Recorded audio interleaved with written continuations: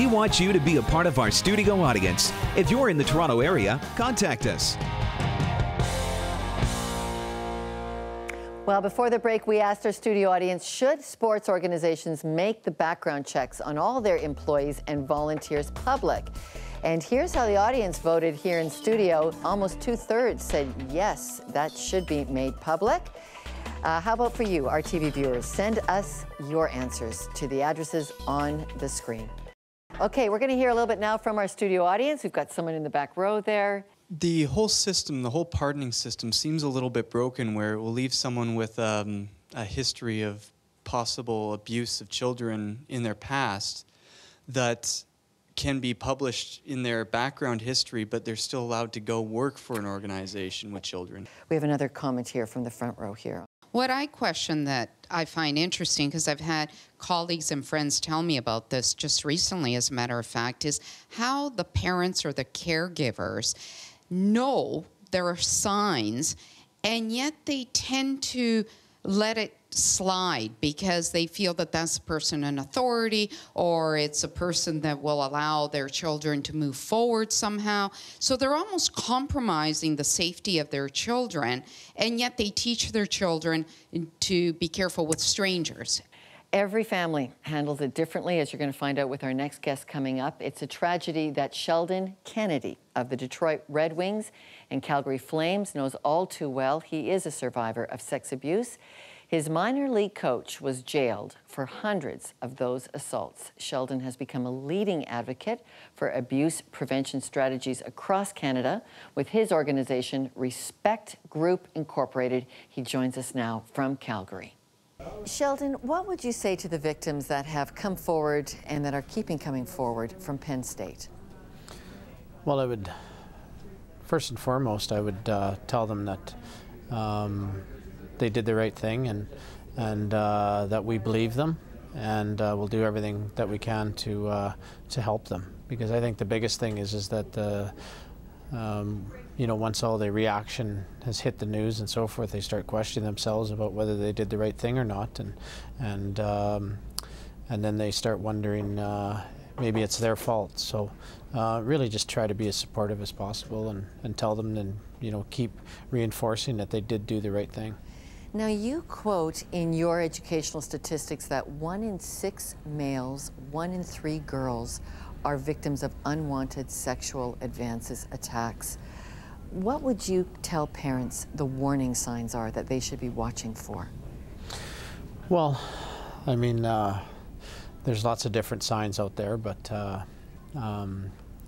you know, I think that we as parents need to make sure that we have an open conversation with our kids. We don't have to know all the answers, but we need to, you know, throw these issues on the table. We need to throw the sex abuse stuff, the, you know, the bullying and so forth, and just being able to keep that out of the closet and keep it as a platform for conversation to happen. And you know, when people ask me a lot about, you know, I must be a paranoid parent, and I'm not. I feel quite confident that I've done everything in my power to have those conversations with my daughter, that she feels very open to come with me if anything's going on, and just be aware. I think educate ourselves on the issues. We need to educate ourselves on the signs. I mean, most of the time when a middle-aged adult wants to spend you know, a ton of time, you know, 90% of their time with your son or your daughter, we should maybe look into that, because to me that's just not normal. Your coach in minor hockey, you've written about it in your book, Why I Didn't Say Anything, a horrific story of abuse. What was your tipping point for finally being able to go public with what Graham James did to you? Well, I was playing in Detroit, and Graham was still a big part of the decision-making with my hockey career. The management with the Red Wings still confided in Graham James, so you know, even though he was out of my life, he was still in my life. And then I got traded to the Calgary Flames, and I used to walk out of the dressing room after the games and I'd see Graham with the Calgary Hitmen players, which is, you know, major junior hockey league players, and I just pictured myself in that situation, and I couldn't believe all the adults around that, you know, around Graham and around the situation that had a gut feeling or inklings of what was going on, weren't doing anything, and I just knew that you know, I needed to do something to stop Graham and to hopefully help these other kids. And I think that, you know, that was part of it. And the other part of it is I was, my daughter, my wife was pregnant at the time with our daughter, and I knew that I was never going to be the dad that I wanted to be unless I dealt with these issues faced them straight up. You did make some headlines of your own for rather, you know, the antics that were off ice as part of your NHL career. Do you think your abusive behavior with addictions was all part of being a child who had been abused by his hockey coach? Well, absolutely. I think, you know, from the time I was 12, first time I met Graham, I mean, I was portrayed as this wild, out of control kid before I'd ever had a drink in my life. So, and Graham came in to be my savior. So, you know, I'll help Sheldon get through his life, and I'll be the father figure that he's needed, and so forth. And you know, I think I look back on my life, and I did what I needed to do to survive, and the only way I could shut my head off and be able to move on in life was drugs and alcohol, and I knew that that's what worked for me. And you know, I think that you've got a couple things going on here. You've got your abuse that you suffer from, and then you start living a certain life to hide that abuse, and that creates a whole other whack of problems, and they definitely did for me.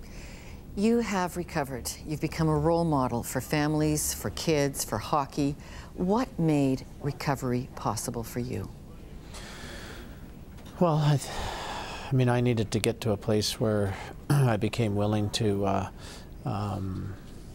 you know, to be brutally honest with myself, and I needed to be able to get to a point where I was able to live a life, you know, free of alcohol and drugs, and really, you know, for me to get there, it took a lot of hard knocks, but I think the big thing was I got to a point where, you know, where the tail went between the legs, and I would just get in and just try to go in and just follow what people had to say. And for me, it was a journey. I was in an alcohol and drug treatment center, and it was the journey of Alcoholics Anonymous, which I'm still on today. All right, Sheldon Kennedy, thank you very much for helping. Thank you. I appreciate it. Now it's time to find out what you think. Should convicted sex offenders be allowed to freely re-enter society? Send us your answers. The information how is on the screen, and we'll be back with the audience results of that vote right after the break. Coming up, hockey player, sports analyst, and sex abuse survivor Glenn Allen asked, where was God when he was being abused by his coach?